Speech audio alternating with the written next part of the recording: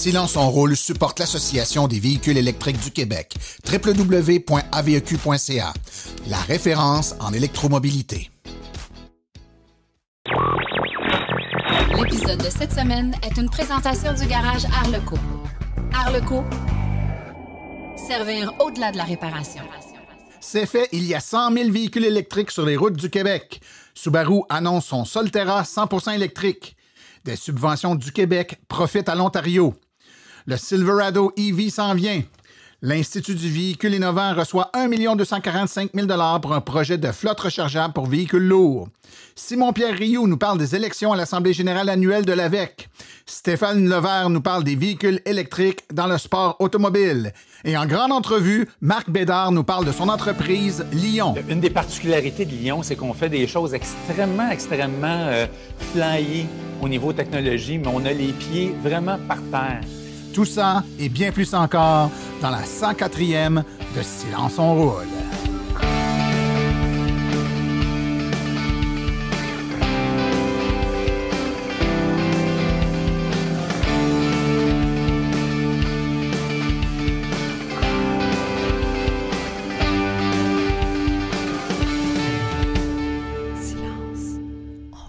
Bonjour tout le monde, mon nom est Martin Archambault et c'est avec passion et plaisir que j'anime Silence on roule, le podcast 100% dédié aux voitures électriques. Silence on roule est également le fier partenaire de l'Association des véhicules électriques du Québec. Alors, j'espère que vous allez bien, que vous avez passé encore une fois un excellent et beau 2 semaines. Il fait beau, il fait chaud, ça sent l'été, on est heureux, on aime ça. Les annonces également du gouvernement qui nous amènent à croire qu'on va retrouver un semblant de normalité, je pense que ça met pas mal de plaisir et aussi ça nous incite au fait que bientôt, ça sera plus facile ou accepté là, de se déplacer, de faire des déplacements en région et puis on pourra profiter de nos voitures électriques à ce moment-là.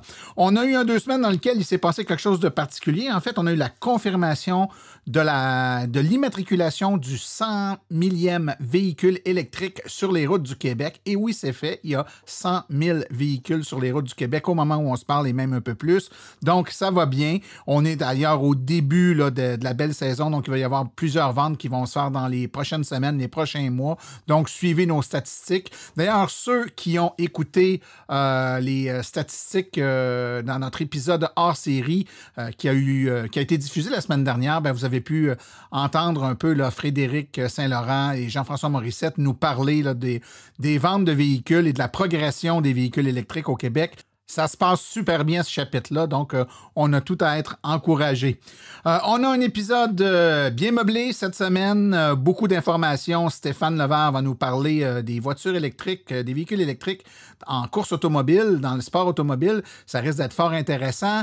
On va également avoir Simon-Pierre Rioux de l'AVEQ qui va nous parler des résultats aux élections de l'Assemblée générale annuelle. Donc, à toutes les années, là, il y a des postes d'administrateurs qui sont renouvelés. On a du 109 qui arrive au sein de l'AGA. Simon-Pierre va nous parler de tout ça. Mais en grande entrevue, nous avons la chance d'avoir avec nous M. Marc Bédard de Lion Électrique. On va nous parler d'autobus et de véhicules un peu plus gros qui commencent et vont se faire de plus en plus présents sur les routes du Québec. Donc, si vous voulez en connaître un peu plus sur ce fleuron québécois qu'est Lion Électrique, je vous incite fortement à rester avec nous. Alors, sans plus tarder, je vous propose d'aller tout de suite aux actualités dans le monde de l'électromobilité. Vous voulez des produits qui permettront d'augmenter la valeur de revente de votre véhicule? Chez Précision PPF Vitres teintées, nous sommes à votre service depuis 2015. Nos maîtres installateurs sont tous certifiés et ont plus de 17 ans d'expérience dans le domaine. Nous offrons un service de qualité inégalé quant à la protection par pierre, les soins nanocéramiques ainsi que les vitres teintées. Notre pellicule par pierre ultra résistante est invisible et conservera l'intégrité de votre véhicule tout en prévenant la rouille et en protégeant la peinture contre les débris de la route. Notre traitement nanocéramique possède un puissant effet hydrofuge et il préserve l'éclat et la brillance de votre peinture pour en faciliter l'entretien. Que ce soit pour votre voiture, votre résidence ou votre commerce, Précision PPF Vitres teintées est là pour vous offrir la multitude d'avantages qu'offre la teinte de vitre. Venez nous rencontrer au 1970 boulevard des Laurentides à Laval. Appelez-nous au 450-490-4488 Ou encore, venez visiter notre page Facebook Précision PPF Vitres teintées. Nous comblerons vos exigences tout en vous offrant la qualité que vous recherchez.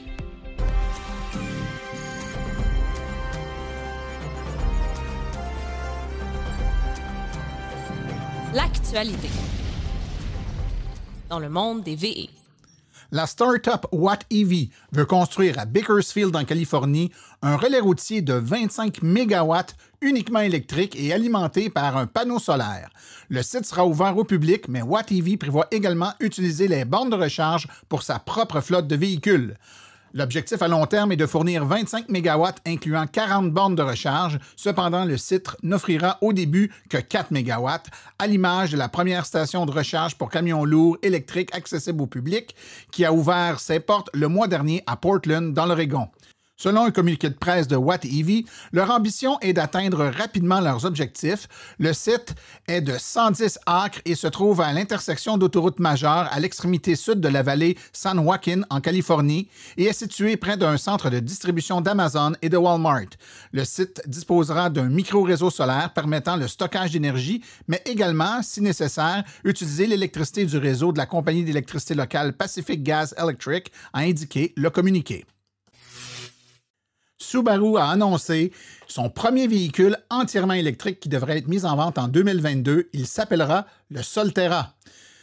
La venue de ce petit VUS électrique a été confirmée par Subaru en décembre et sera disponible aux États-Unis. Le véhicule sera construit sur une plateforme qui a été développée avec Toyota, combinant l'expertise de Subaru en matière de traction intégrale avec la technologie d'électrification de Toyota.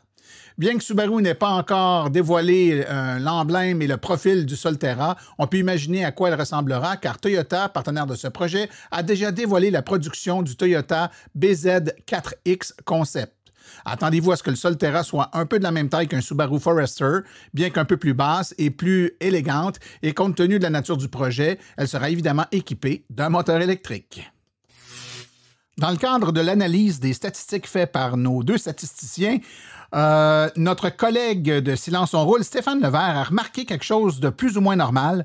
En effet, en concordance avec certaines communications faites sur Facebook laissant croire qu'une quantité assez importante de Tesla Model 3 SR+ était achetée au Québec avec subvention, puis au bout d'un an revendue en Ontario, là-bas où il n'y a pas évidemment de subvention provinciale, les gens peuvent revendre leurs véhicules avec pratiquement aucune perte, ce qui fait que plusieurs véhicules immatriculés au Québec au bout d'un an se retrouvent en Ontario. Silence on roule a fait une demande d'accès à l'information auprès de la Société de l'assurance automobile du Québec et nous avons pu effectivement prouver que c'était bel et bien le cas. Dans le cadre de l'épisode hors-série diffusé la semaine dernière, il faut être abonné pour l'avoir entendu, abonnement.silenceonroule.com, Stéphane Levert nous a expliqué ce qu'il avait découvert. On est secure, puis on prend un worst case, on dit la moitié a été déclarée perte totale. On arrive quand même à 361 véhicules qu'on a perdus pendant ces 2 années-là, qui représentent, si on prend notre 8 000 encore là de subvention, une somme quand même considérable de 2,9 millions qu'on peut dire qu'on a perdu là, au niveau québécois. Là. Alors, ne vous surprenez pas si vous voyez plusieurs Tesla Model 3 SR+, qui sont désimmatriculés au Québec et qui miraculeusement réapparaissent en Ontario. Le PDG de GM confirme que le camion électrique, le Silverado, sera produit à grande échelle et à un prix abordable. Bien que la Silverado EV entièrement électrique sera probablement construite sur la même base que le GMC Hummer EV, il devrait être positionné très différemment pour le marché et mettre l'accent sur le prix. Ce qui est particulièrement important, c'est qu'un camion sera produit à grande échelle pour un segment les plus populaires et les plus compétitifs de l'industrie, a déclaré le PDG de GM, Mary Barra, la semaine dernière lors de sa conférence trimestrielle. GM n'a pas encore présenté le camion au grand public. Bien qu'elle ait laissé entrevoir certains éléments du camion lors d'une présentation l'année dernière, elle avait fait allusion à un camion l'année dernière comme étant l'un des futurs véhicules qui serait potentiellement construit avec sa batterie à propulsion Ultium. L'Institut du véhicule innovant, l'IVI, est heureux d'annoncer qu'une subvention de 1 245 000 $ vient de lui être accordée pour mener à bien son projet Flotte rechargeable camion lourd, qui lui permettra de faciliter la transition énergétique des industriels et des municipalités quant à leur parc de véhicules lourds. Le projet Flotte rechargeable camion lourd est soutenu financièrement dans le cadre d'Action Climat Québec, un programme du ministère de l'Environnement et de la lutte contre les changements climatiques découlant du plan d'action 2013-2020 sur les changements climatiques. Après avoir réalisé un projet d'intégration de voitures dans les parcs privés municipaux du Québec, c'est vers le marché de l'industrie du camion lourd que l'IVI se tourne. On en avait parlé, mais on compte maintenant 100 000 véhicules électriques sur les routes du Québec, rejoignant ainsi le premier objectif que le gouvernement s'est fixé en 2015. Ce chiffre fut atteint un peu plus de 9 ans après le début des ventes de véhicules électriques au Québec, alors qu'on observe des ventes exponentielles dans la province depuis plusieurs années. C'est d'ailleurs pour ces raisons que le deuxième objectif du gouvernement se chiffre maintenant à 600 000 véhicules électriques, autocamions et autobus, d'ici 2026, puis de 1,5 million fin 2030. Ces cibles d'électrification permettront à la province d'atteindre ses objectifs de réduction de gaz à effet de serre de 37,5 % par rapport au niveau de 90. Il est important de rappeler que 45 % de la pollution atmosphérique de la province est causée par le secteur du transport, d'où l'impact significatif que peut jouer l'électrification des transports.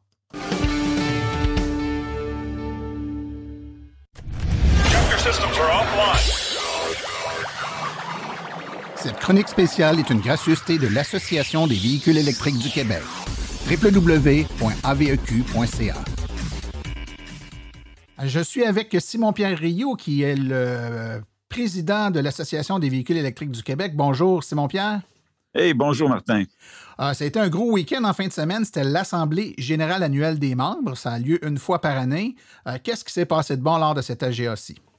Écoute, c'était la 8e qu'on faisait, la 2e en mode virtuel. Puis c'était vraiment intéressant cette année. On a été capable de présenter les projets qu'on a faits pendant la dernière année. Ça, c'est toujours ça intéressant parce que c'est pas tout le monde qui nous suit chaque jour sur tout ce qu'on fait, mais on fait tellement de choses à l'AVEQ, que ce soit les changements au niveau administratif, au niveau du site web, les événements qu'on fait. Là, on a été obligé de changer notre façon de faire en 2020 en mode pandémie, comme on dit. Alors, on a fait des kiosques, on a fait plein de choses, puis on était capable de présenter ça à tout le monde. Il y avait bien sûr des élections. On a eu plusieurs candidats qui se sont présentés, puis on les remercie. C'est toujours le fun de voir qu'il y a un intérêt de la part de nos membres à s'impliquer de plus en plus dans le côté administratif. Ça en prend des bras parce qu'il y a du travail à abattre. On va revenir un peu sur ce travail-là, mais tu me parles des élections, parlons-en. Donc, il y avait un certain nombre de postes qui étaient en jeu. Il y a une candidate qui a décidé de ne pas se représenter. Peux-tu nous en parler? C'est Leila Shakir? Oui, Leila qui était avec nous depuis plusieurs années. Qui a décidé de laisser sa place à quelqu'un d'autre qui aurait peut-être un peu plus de temps parce que, comme on le mentionnait, ça peut nous prendre du temps. Il faut avoir de la disponibilité. Puis, on la remercie énormément. Elle nous a beaucoup aidés dans les dernières années comme ça. Maintenant, on a eu 5 candidats. Il y avait David Corbeil et moi-même, Simon-Pierre, qui se représentaient encore une fois et nous avons été réélus tous les deux. Félicitations. Et puis, il y avait... Merci beaucoup. On est très fiers de ça. Et puis, il y a Martin Fréjot qui a gagné les élections. Donc, ça a été un bon coup. Ça, on est bien heureux de le voir parmi nous, qui se joigne à notre équipe. Un gars qui semble très dynamique puis qui va nous apporter une belle expérience au niveau des administrateurs. Et avec toute cette expérience-là, Simon-Pierre, dans la prochaine année, il y a des beaux projets qui s'en viennent. Vous avez des nouveaux partenariats, des beaux projets. Peux-tu, en terminant, peut-être nous tracer un peu un portrait de ce qui s'en vient là, pour la prochaine année pour l'association? Oui, écoute, nous, ce qu'on essaie de faire, c'est toujours de continuer en mode pandémie, à être capable de faire des webinaires, faire des kiosques virtuels.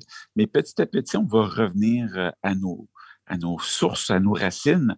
On va recontinuer à faire des événements en présentiel. Donc, on s'attend d'ici la fin de l'été, si la santé publique nous le permet, de commencer à faire des événements extérieurs avec nos équipes régionales, pouvoir se présenter avec les différentes villes, puis présenter nos véhicules aux gens, aux participants, puis avoir du fun. C'est vraiment, avec des conférences virtuelles, on a peut-être un peu moins de plaisir à faire ça.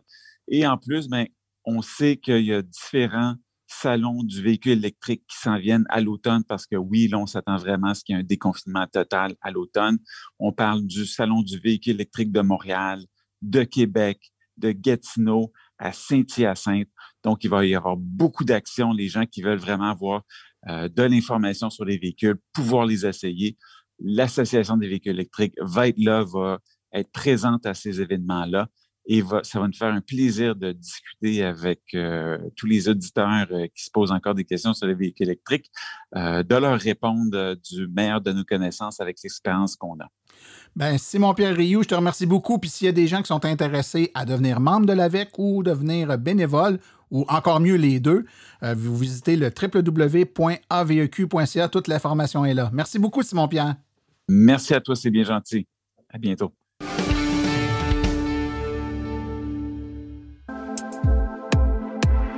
EV Borne, à la maison, en condo. EV Borne, vos subventions. EV Borne, branché au travail. Hey Martin, on répète-tu trop le nom de la compagnie? Ou un petit peu trop, je la refais. Pour recharger, ça prend une borne de recharge et l'équipe de EV Borne est à votre service. Pour vous brancher au commerce, à la maison ou au travail, composez le 418-866-0653. 418-866-0653 ou le www.evborne.com. EV Borne, la passion à votre service.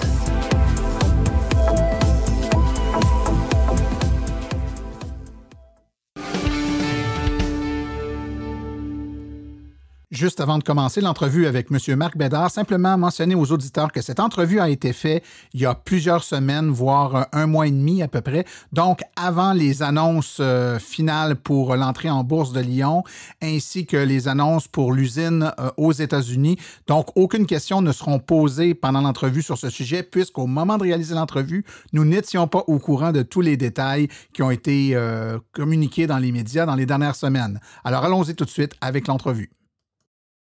Aujourd'hui, on a la très grande chance d'avoir avec nous le président fondateur de Lion Électrique, M. Marc Bédard. Bonjour. Oui, bonjour Martin. On va se tutoyer pendant l'entrevue? Parfait. Bon, allons-y comme ça. Premièrement, merci beaucoup. Très ravi de t'avoir sur l'entrevue avec nous aujourd'hui. Pas besoin de te dire qu'au fil des dernières années, particulièrement dans les derniers mois, beaucoup de questions qui nous ont été posées en lien avec des annonces que vous avez faites et on sent que l'intérêt du grand public autour de l'entreprise Lion Électrique commence à frissonner. Là. Les gens veulent avoir plus d'informations. On sent que vous devenez de plus en plus un joueur majeur et incontournable au Québec. Donc, j'ai envie qu'on parle de votre entreprise aujourd'hui, mais particulièrement en lien avec des annonces que vous avez faites. Il y a très peu de temps, quelques semaines à peine, vous avez annoncé une usine de batterie, un centre d'innovation. J'aimerais en entendre parler en particulier là, de cette usine-là. Qu'est-ce que ça va être? Ça, c'est vraiment une grande annonce qu'on a fait. Premièrement, ça a été une annonce qu'on a fait il y a 2 semaines avec le premier ministre du Canada, M. Trudeau, puis le premier ministre du Québec, M. Legault, qui était avec M. Champagne, puis M. Fitzgibbon aussi. Donc, c'est pour vous donner une idée un petit peu là, de l'importance de cette annonce-là. C'est un gros investissement. Hein. Pour Lyon, c'est un investissement de 184 millions de dollars là, dans lequel le gouvernement a un prêt remboursable de 100 millions. Donc, beaucoup d'argent là-dedans. Donc, il y a comme 2 volets. Il y a premièrement l'usine de batterie et il y a également un centre d'innovation qui est attaché à l'usine de batterie. Donc, l'usine de batterie, c'est quoi? C'est une usine qui va produire des modules batterie. Alors, sans tomber trop technique, hein, une batterie, on part des cellules, on s'en va dans des modules, on rajoute toutes les composantes alentour, puis ça nous fait un ensemble batterie ou un pack batterie. Alors, cette usine-là va faire l'ensemble des composantes. Donc, ça veut dire on va fabriquer le module batterie et après ça, on amène ça en pack batterie de plusieurs types de dimensions. Et pour te donner une idée, Martin, cette usine-là a une capacité de 5 gigawattheures par année. 5 gigawattheures, c'est l'équivalent d'environ équiper 14 000 véhicules Lyon par année. Donc, quand on dit des véhicules pour nous autres, là, c'est des autobus. Oui, c'est ça, c'est des autobus, c'est des camions. Donc, c'est beaucoup de batteries. et il va sortir à peu près un module aux 11 secondes puis un pack batterie aux 5 minutes. Ça, c'est du côté de l'usine de batterie. Puis quand on dit le centre d'innovation, toute notre équipe de recherche et développement, qui en ce moment est aux alentours de Saint-Jérôme, va s'en aller dans le centre d'innovation et ça va devenir également la branche où il va y avoir un genre de, si on peut dire, un showroom de chacun des véhicules qu'on a. Donc, toute l'innovation de Lyon là, va continuer de se passer là à un seul endroit parce que là, on commence à manquer de place. En ce moment.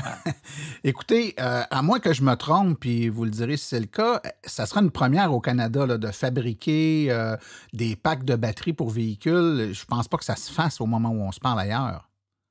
En fait, nous, on en fait déjà aujourd'hui, puis il y en a qui en font là, à quelques unités près, mais dans un mode d'automatisation, à grand volume comme ça, non, c'est définitivement une grande première. Et quand on parle de batterie, ce qu'on entend beaucoup dans les médias et un peu partout, c'est les difficultés d'approvisionnement des matériaux, des composantes pour fabriquer ces batteries-là. Quel est l'écosystème d'approvisionnement dans lequel vous vous intégrez pour vous assurer d'avoir tout ce qu'il faut pour fabriquer vos packs? En fait, c'était un des objectifs de l'usine de batterie, c'est ça, hein, c'est que là, on s'en va à la plus simple expression de tout le pack batterie. Donc, quand on achète un pack batterie de quelqu'un d'autre, on est un peu plus vulnérable. Quand on achète le module de quelqu'un d'autre, on est moins vulnérable qu'avec le pack, mais on est encore vulnérable. Quand on s'en va à la plus simple expression, qui est la cellule, le risque d'approvisionnement est beaucoup moins grand. Donc, c'est pour ça aussi qu'on va au niveau de la cellule. Donc, on est agnostique au niveau du type de cellule, au niveau de la chimie de la batterie également, au niveau également du fournisseur de la cellule. Donc, ça nous donne accès à un ensemble de fournisseurs, puis à ce moment-là, beaucoup moins de risques au niveau de l'approvisionnement. Évidemment, c'est sûr que ce qu'on souhaite, ce serait qu'un jour, on ait la cellule batterie qui soit une cellule québécoise ou canadienne. Ça, on souhaite ça. Aujourd'hui, ça n'existe pas, mais si on écoute les gouvernements en ce moment, là, on pourrait penser que d'ici quelques années, c'est peut-être envisageable. On le souhaite grandement.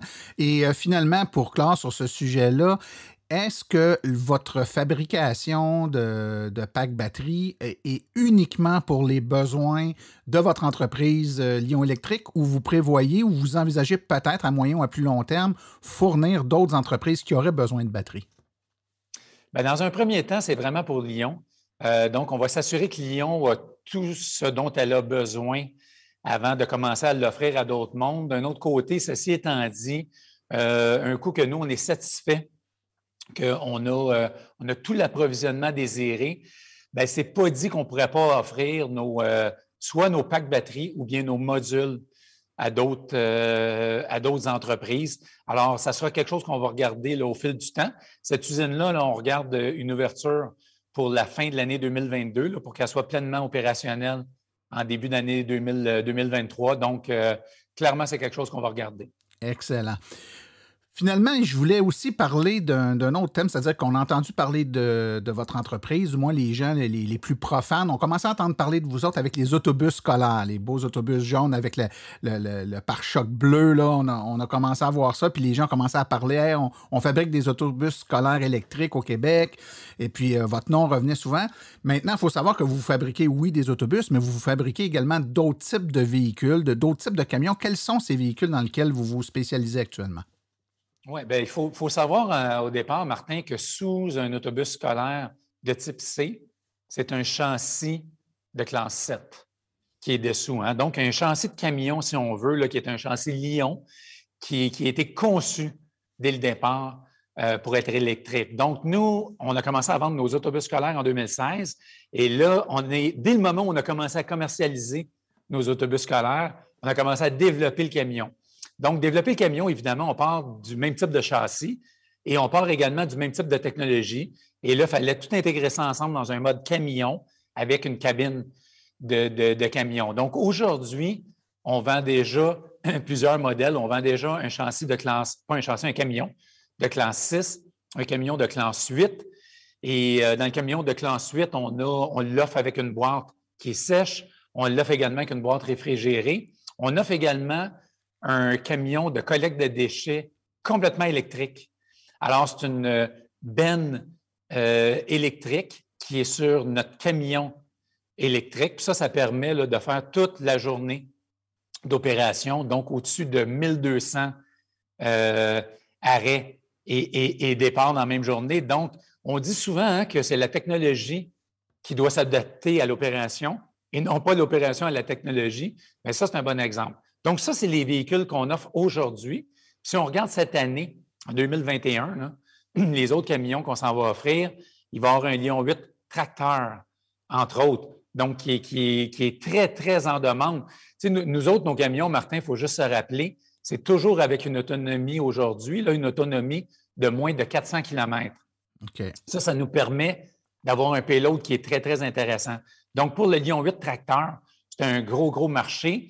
On va également avoir cette année un autre type d'autobus scolaire également qui appelle le NIPLA, qui va compléter la lignée des autobus scolaires. On lance également des camions pour les producteurs d'électricité, donc des types de camions ateliers. Puis également, là, au fil de l'année suivante, on va avoir un camion de classe 5 complètement électrique, un camion de classe 7 électrique, un boom truck également, puis à la fin de 2022, une ambulance électrique qu'on est en train de développer là, en partenariat avec la compagnie Demers. C'est vraiment, vraiment excitant. Regarde, 15 modèles de véhicules d'ici 2 ans, puis aujourd'hui, on en a déjà 7 modèles qu'on vend présentement. Ah, ben, je pense que ça explique beaucoup l'engouement puis le fait qu'il y a beaucoup d'effervescence autour de votre entreprise quand on entend ça. C'est hyper stimulant. Puis on peut facilement, après ça, voir de quelle façon ça va se répercuter dans un paquet d'entreprises différentes, de la livraison de matériaux. On a parlé des autobus, évidemment, les ambulances, des camions utilitaires. Donc, une multitude de véhicules qu'on voit sur nos routes actuellement qui pourront passer à l'électrique et qui souvent sont dans des modes également de fonctionnement qui sont tout à fait cohérents et compatibles avec un écosystème de recharge. On pense aux camions de livraison, par exemple, qui se font remplir dans un entrepôt le soir, la nuit, on remplit le camion pour les livraisons du lendemain. Pendant qu'on rentre la marchandise dans le camion, il est en recharge, puis après ça, bien, il va faire sa journée de livraison, puis on le rentre pour plusieurs heures, où on va le remplir de marchandises, où on va faire le plein d'électrons en même temps. Donc, il y a vraiment une belle, je trouve, une belle synergie d'utilisation du type de véhicule versus l'utilisation qu'on en fait au quotidien. Puis peut-être juste un commentaire là-dessus, Martin. Le type de recharge maintenant, hein, il y a beaucoup de types de recharge. Puis là, on est capable, avec notre groupe là, qui s'appelle Lion Énergie, nous autres, ce qu'on fait dans le fond, c'est qu'on donne des conseils aux clients et on est capable de faire arriver la solution complète. Alors, acheter un véhicule électrique, c'est juste le début de l'opération. Tu sais, le client, lui, a besoin à ce moment-là, lui, il est un spécialiste dans son domaine. Mais évidemment, on ne lui demande pas d'être un spécialiste électrique. Alors, nous, ce qu'on s'occupe avec le groupe de Lion Énergie, c'est de lui apporter la bonne solution. Donc, comme tu viens de le mentionner, si le client a quelques heures pour charger, bien, ça ne sera pas le même type d'infrastructure de recharge que s'il y a toute la nuit pour recharger ou, par exemple, dans le cas d'un autobus scolaire électrique, s'il n'utilise pas les fins de semaine ou pendant l'été. Donc, ça peut tout être des systèmes de recharge qui sont différents. Et aujourd'hui, nous, on est agnostique au type de recharge. On a une entente, on a plusieurs ententes de revente comme revendeur. Et par exemple, on a une entente avec une compagnie qui s'appelle Adénergie qui offre la borne Flow, entre autres, donc d'une compagnie du Québec ici qu'on vend. Mais on a également des ententes avec des compagnies comme ChargePoint, Blink, ABB également. Et il y en a plusieurs autres qui s'en viennent également. Donc, ce qui est important pour le client, c'est que selon son opération, bien, on est capable de le conseiller. Puis plus que le conseiller, on est capable de gérer le projet au complet pour faire arriver que la borne soit là, les véhicules se chargent à l'endroit qu'ils veulent, puis dans la période de temps qu'ils ont également pour la recharger. Et donc, ça, c'est Lion Énergie qui est votre division qui s'occupe là, de la recharge, qui prend en main ce volet-là auprès de vos clients qui désirent là, être accompagnés. Est-ce que vous les aidez également dans tout l'aspect de logistique qui entoure la recharge? Donc, parfois, c'est pas la technologie comme comment on gère les déplacements, les moments de recharge en fonction des opérations d'entreprise. Donc, intégrer la recharge de façon logistique au sein des opérations. Est-ce que vous les aidez sur ces aspects-là? Avez-vous des outils ou des logiciels pour les aider à faire ça? Absolument. Puis, il faut garder en tête là, que nos camions, évidemment, sont utilisés par des spécialistes. dans ce domaine-là. Donc, ces compagnies-là ont déjà les outils. Donc, on s'assure que ces outils-là sont bien intégrés sur le camion. Puis nous, ce qu'on fait, c'est qu'on rend disponible les informations du camion pour les aider à accomplir les fins dont ils ont besoin. Donc, ils veulent faire, exemple, 200 km dans cette journée-là pour s'assurer qu'ils font 200 km, s'assurer également qu'ils achètent juste le bon nombre de kilowattheures pour faire ça. Quand on fait 200 km, on ne veut quand même pas acheter un camion pour en faire 400 puis payer le camion beaucoup plus cher. Donc, effectivement, au niveau de toute l'information, tout ce qui est donné, les data là, comme tel, c'est très, très important. Puis on a un groupe qui s'appelle le Lionbeat, donc qui donne de l'information en temps réel et en temps constant à l'opérateur et à Lion pour être sûr que le client va être capable de réaliser toutes ces choses-là, mais également pour faire de l'entretien préventif. Et de l'entretien préventif, c'est extrêmement important. Donc, il y a beaucoup de choses qui s'anticipent, disons, dans la vie d'un camion.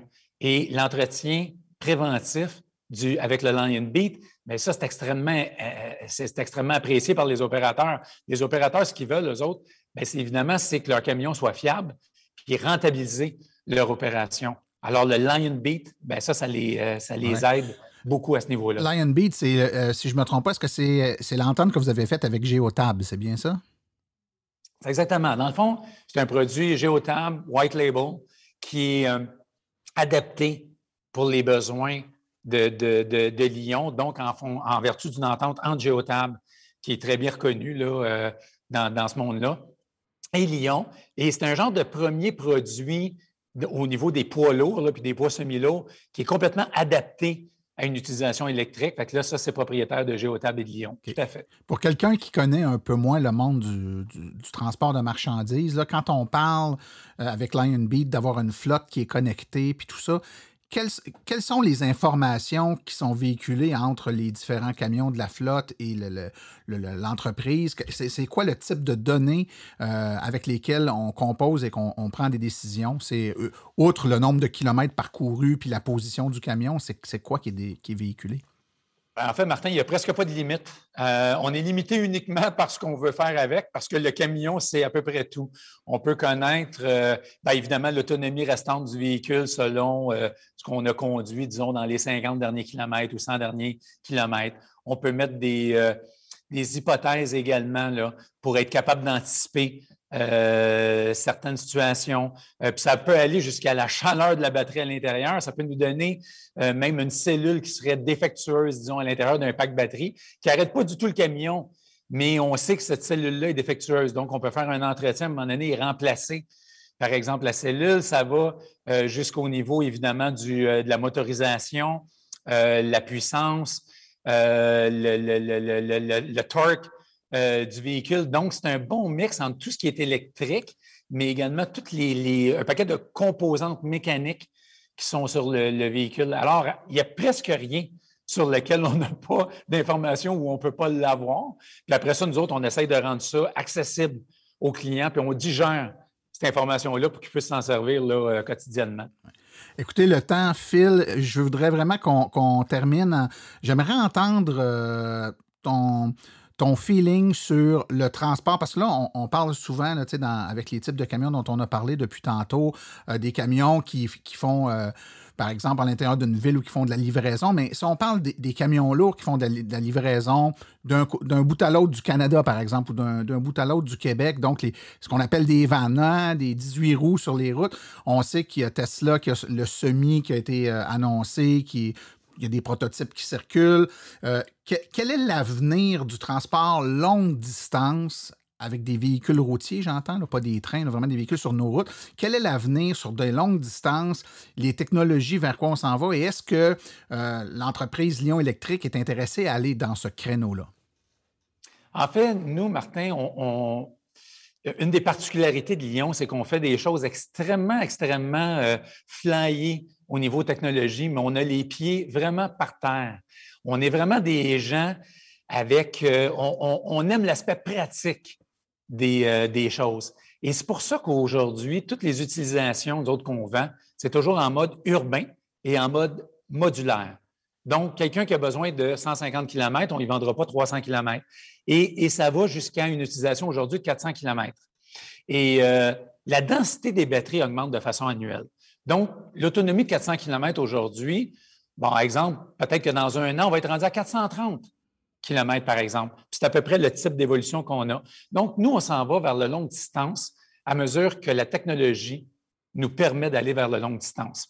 Ce qui se passe aujourd'hui avec le semi de Tesla, là, que Tesla mentionne depuis quelques années, là, qu'ils vont amener au marché, c'est que ça ne fonctionne pas au niveau technique et au niveau technologique aujourd'hui. Il faut tellement mettre de kilowattheures sur le véhicule pour réussir à faire cette longue distance-là qu'on n'a plus assez de place pour le payload. Et l'opérateur, lui, ce qu'il veut, c'est du payload. Donc, aujourd'hui, la longue distance ne fonctionne pas avec l'électrique. Et c'est pour ça que nous, on se focalise sur la courte distance ou la moyenne distance. Par contre, dès que la technologie va nous le permettre, ça n'arrivera pas du jour au lendemain, ça va arriver graduellement au fil du temps. 430 km, 450, 500 km.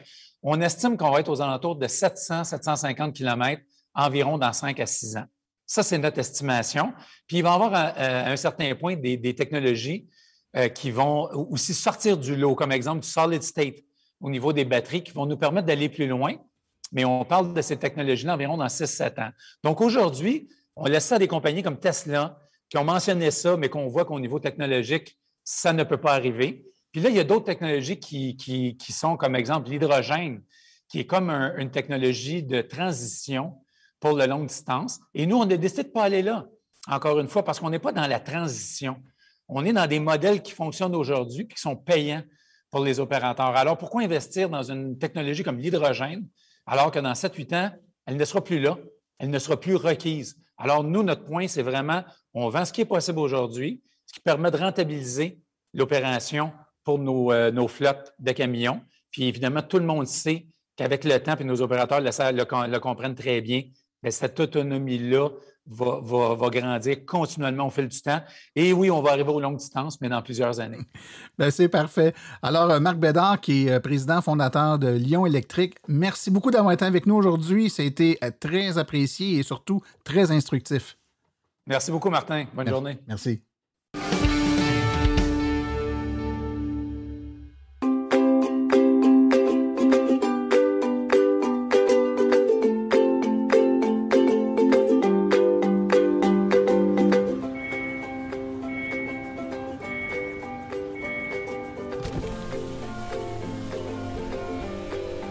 C'est vrai que ça brise moins, mais il y a quand même un minimum d'entretien à faire sur nos voitures électriques.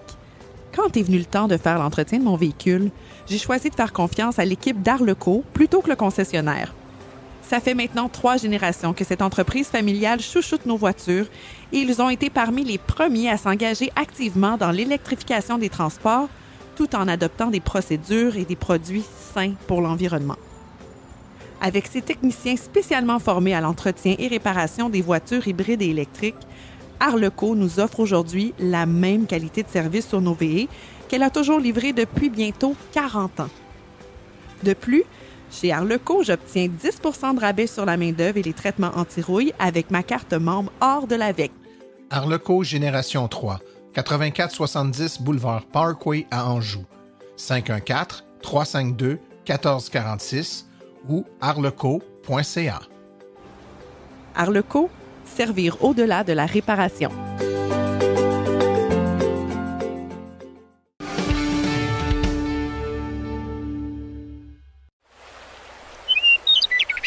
Roulez vert avec Stéphane Levert. Bonjour chers auditeurs, j'espère que vous allez bien. Pour ma chronique d'aujourd'hui, j'ai choisi de vous parler d'un sujet de véhicules électriques, mais pas des véhicules électriques sur les routes, mais des véhicules électriques sur la piste, donc les véhicules électriques dans le sport motorisé.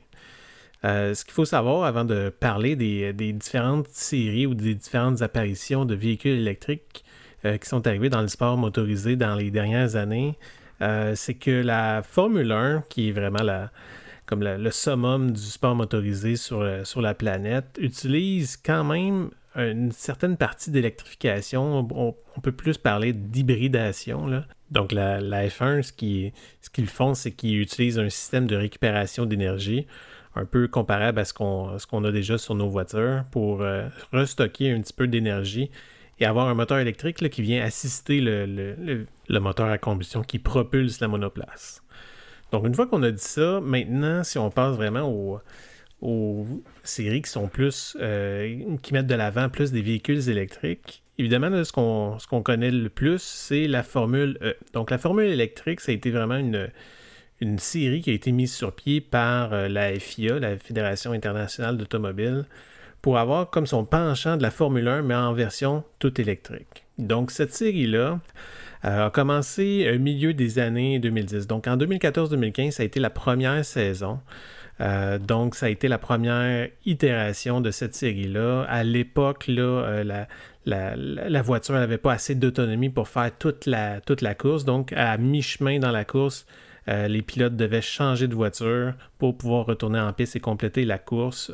Au fil des années, les puissances ont augmenté, les capacités ont augmenté jusqu'à en abandonner justement la deuxième voiture à la mi-course. Donc, depuis toutes les années, différents constructeurs ont rejoint les rangs de la Formule électrique jusqu'à la saison actuelle que les manufacturiers connus comme Audi, BMW, il y avait aussi Jaguar qui sont parmi eux, Mercedes, NIO, le constructeur chinois que je vous ai parlé il y a quelques semaines, Nissan et même Porsche qui s'est rajouté dernièrement. Donc, on voit que les constructeurs, les manufacturiers qui sont dans le domaine des voitures électriques sont aussi dans cette série-là pour essayer de tester et mettre de l'avant des nouvelles technologies là, qu'on va peut-être éventuellement retrouver à l'intérieur de nos voitures. Donc, est-ce qu'on va avoir à Montréal une étape de la Formule E éventuellement dans le futur, comme qu'on a déjà eu dans le passé pendant deux éditions, je crois? C'est à voir. La série est de plus en plus connue, il y a de plus en plus de villes. Donc, est-ce qu'on peut souhaiter un retour à Montréal? On va garder l'œil là-dessus. Une autre série que la FIA a tenté de lancer pour la première fois en 2018, qui n'a pas réussi à décoller encore, c'était la série Electric GT. Donc, pour ceux qui sont plus familiers au niveau des courses automobiles. Donc, la série GT, par exemple, c'est des voitures de production extrêmement modifiées là, qui vont faire des courses souvent, mettons, d'endurance, comme les 24 heures de Daytona ou ces séries-là. Donc, des voitures qu'on conduit, mais qui sont modifiées pour la course, évidemment. En 2018, ce que le plan était d'avoir une série avec des Tesla Model S de performance qui auraient été évidemment modifiés pour la course. Malheureusement, le plan n'a pas marché, donc il n'y a jamais eu de saison l'année suivante, en 2019. La FIA, par contre, a réannoncé le 22 avril dernier là, qu'ils veulent relancer l'idée d'une série de GT électriques. Donc, on n'a pas encore les spécifications au niveau de quel manufacturier ou quel modèle serait mis de l'avant, là, mais une des choses qui est déjà annoncée, c'est qu'ils veulent vraiment pousser les technologies au niveau des batteries et de la recharge, allant même jusqu'à des taux de recharge de 700 kW au niveau de la recharge pour les véhicules, avec des batteries de 87 kWh. Donc, ils ont déjà une certaine idée, là, des spécifications au niveau des percées technologiques qu'ils voudraient mettre de l'avant. Ensuite de ça, c'est pas tant des séries de courses que je vais vous parler, mais plutôt d'apparition de véhicules électriques dans des événements de courses automobiles qui ont été faits au cours des dernières années. La plus notable, c'est la Volkswagen ID.R. Donc là, ID, ça vous sonne peut-être des cloches, c'est la gamme de produits véhicules électriques que Volkswagen met de l'avant. Mais détrompez-vous, là, ID.R, ça ne se retrouvera pas sur les routes. La ID.R a été conçue et fabriquée uniquement pour pouvoir participer à des événements de course. Donc, son fait le plus notable, c'est au Pikes Peak International Incline de 2018.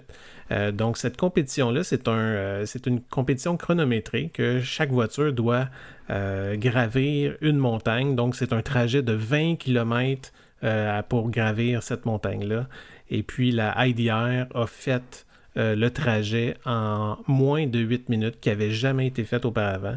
Donc, en 7 minutes 57 secondes, qui est toujours le record actuel. D'ailleurs, au fil des dernières années, de plus en plus de véhicules électriques ont commencé à participer à cette compétition-là. La présence la plus notable, c'est la compagnie Unplugged Performance, qui commence à se spécialiser dans le tuning de véhicules électriques, là, qui a présenté sa Model 3 de Tesla, fortement modifiée pour pouvoir participer à cette compétition-là l'année dernière. Dernière apparition, un petit peu moins glorieuse dans une course d'un véhicule électrique, c'est pendant la dernière compétition du San Felipe 250. C'est une compétition réservée aux camionnettes dans le désert. Donc, il y avait Lordstown Motors, qui est une start-up actuellement aux États-Unis qui va bientôt dévoiler et mettre sur le marché ses premiers pick-ups électriques. Donc, eux, ce qu'ils ont fait, c'est qu'ils ont essayé de prendre une de leurs camionnettes, de la modifier, de la préparer pour pouvoir participer aux différentes étapes de cette compétition-là dans le désert. Et malheureusement, après seulement la première étape, les ingénieurs se sont rendus compte que la consommation était beaucoup plus élevée que ce qu'ils prévoyaient à l'origine, là. Donc, ils ont dû malheureusement abandonner. Donc, pour finir, juste un petit mot avant de conclure. Si vous pensez qu'il y a des séries qui sont à l'abri de toute forme d'évolution technologique au niveau de l'électrification ou même de l'hybridation, sachez que NASCAR, à partir de l'année prochaine, dans leur nouvelle plateforme qui s'appelle NextGen, se sont organisés pour que les manufacturiers puissent intégrer à leur groupe motopropulseur dans l'avenir, dans les prochaines années, dans cette plateforme-là, une assistance électrique à leur fameux et bien connu moteur V8 qui grandissent sur les circuits américains. Donc peut-être même que NASCAR, dans la prochaine décennie, pourrait éventuellement avoir une motorisation hybride et qui sait, peut-être même une série électrique dans le futur. Donc j'espère que ma chronique sur le sport motorisé électrique vous a plu. Ici Stéphane Levert qui vous souhaite bonne route.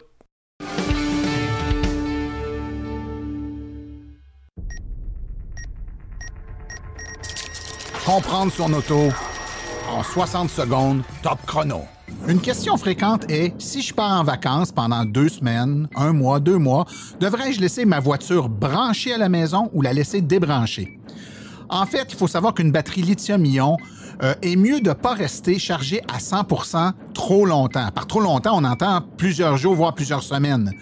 Donc, si vous partez pour une longue période de temps, l'idéal, par exemple, serait de programmer votre recharge pour que votre véhicule se charge à 80% et reste à cet état de charge la durée de votre séjour. Évidemment, si vous êtes à l'extérieur et que c'est l'hiver, votre véhicule va avoir tendance à se décharger un petit peu dû au froid, la batterie va se maintenir chaude et on aura besoin d'un peu d'énergie, donc on va recharger graduellement le véhicule pour le maintenir à 80%, ce qui serait une situation idéale. Dans le pire des cas, si vous n'avez pas cette possibilité, branchez votre véhicule et posez-vous pas trop de questions. Les systèmes de gestion de batterie sont là justement pour ces cas bien précis.